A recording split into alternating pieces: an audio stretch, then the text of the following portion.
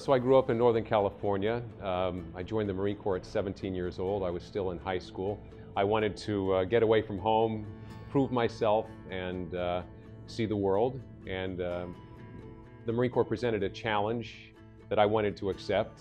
I was fairly certain that I could do it. I wasn't quite sure, but I pushed myself into it and achieved earning the title Marine, which was probably the most important thing ever to happen to me in my life. I came from a family that didn't have a lot of money.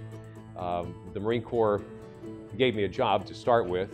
It allowed me to go to schools that I never could have afforded on my own because of the GI Bill. The Marine Corps put me into a job as a journalist. I wrote for the Marine Corps newspapers, and that allowed me to travel to some very interesting places and see things that I might not have been able to see had I just been with one particular unit doing one sort of job. And my first duty station was Hawaii, so what could be better than that?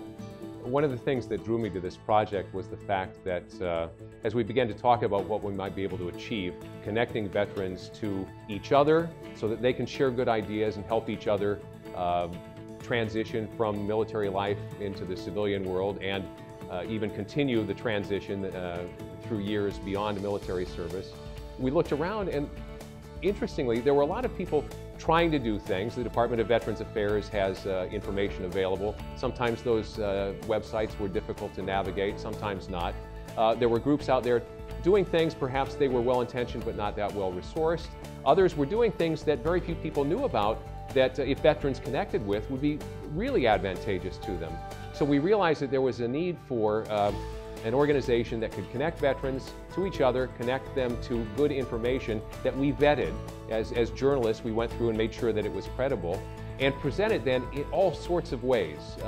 We're going to be doing this by social media, on a website, on a 24/7 audio stream, and everything will appear everywhere so that whatever device a veteran has close at hand, they'll be able to access the information that specifically interests them and can be specifically helpful at the moment they need it.